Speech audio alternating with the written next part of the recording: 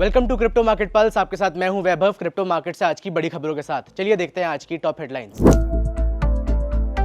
Bitcoin में गिरावट जारी, प्राइस $64,000 की रेंज में। वीजा, मास्टरकार्ड और स्ट्राइप मिलकर लॉन्च करेंगे नया stable coin platform. US regulator SEC के 5 ईयर प्लान में डिजिटल एसेट्स पर रहेगा फोकस, क्रिप्टो बना टॉप प्रायोरिटी। चार्ल्स श्वाब ने शुरू की 24/7 क्रिप्टो फ्यूचर्स ट्रेडिंग। बिटकॉइन इस वक्त $64,000 की रेंज में ट्रेड कर रहा है, जो कि 28 फरवरी के बाद से बिटकॉइन का लोएस्ट लेवल है।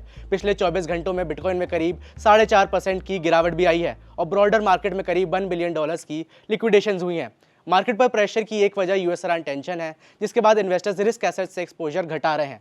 साथ ही जो कैपिटल पहले हाई रिटर्न्स की तलाश में क्रिप्टो में आ रहा था, उसका एक हिस्सा अब AI स्टॉक्स, गोल्ड और यूएस में हाई प्रोफाइल IPOs में शिफ्ट हो रहा है। स्पॉट बिटकॉइन ETF से भी इस हफ्ते करीब $1 बिलियन से ज़्यादा के नेट आउटफ्लोज रिकॉर्ड हो चुके हैं। वीजा, मास्टरकार्ड और स्ट्राइप मिलकर एक नया स्टेबल कॉइन प्लेटफॉर्म लॉन्च करने जा रहे हैं। ये तीनों कंपनियां पहले से स्पेस में काम कर चुकी हैं और काम कर रही हैं। स्ट्राइप ने ब्रिज को $1.1 मिलियन में खरीदा है। मास्टरकार्ड ने पहले BVNK को एक्वायर किया और अब 6 स्टेबल कॉइन्स को अपने ग्लोबल कार्ड सेटलमेंट नेटवर्क में ऐड किया है। साथ ही वीजा ने भी 7 ब्लॉकचेन्स पर स्टेबल कॉइन सेटलमेंट शुरू कर दिए हैं। यूएस रेगुलेटर SEC ने डिजिटल एसेट्स को 2030 तक की अपनी स्ट्रेटेजिक प्रायोरिटी डिक्लेयर किया है। SEC के नए 5 ईयर प्लान में ब्लॉकचेन, टोकनाइजेशन और स्टेकिंग के लिए क्लियर रेगुलेटरी फ्रेमवर्क बनाने की बात की गई है। साथ ही SEC और CFTC के बीच जो जुरिस्डिक्शन को लेकर कॉन्फ्लिक्ट है, उसे भी रिजॉल्व किया जाएगा। यूएस के सबसे बड़े ब्रोकरेजेस में से एक चार्ल्स श्वाब ने बिटकॉइन, एथेरियम, सोलाना और रिपल में 24/7 क्रिप्टो फ्यूचर्स ट्रेडिंग शुरू कर दी है। श्वाब $12 ट्रिलियन के क्लाइंट एसेट्स मैनेज करता है और अब तेजी से क्रिप्टो स्पेस में एक्सपेंशन प्लान कर रहा है। अब चेक करते हैं कि मार्केट में टॉप गेनर्स और टॉप लूजर्स कौन से रहे।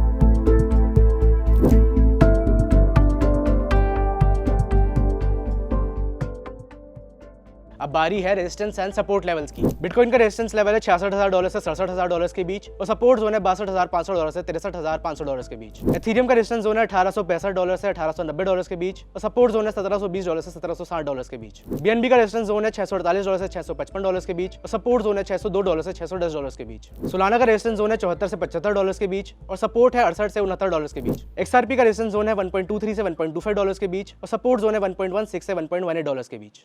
बिटकॉइन के लिए नेक्स्ट सपोर्ट अब $63,000 के आसपास है। अगर ये डिफेंड होता है तो बिटकॉइन कुछ समय के लिए कंसोलिडेशन फेज में जा सकता है, लेकिन इसके लिए पहले यूएस ईरान टेंशंस को कम होना पड़ेगा और साथ ही स्पॉट बिटकॉइन ETF से जो आउटफ्लोस हो रहे हैं उन्हें भी रुकना होगा।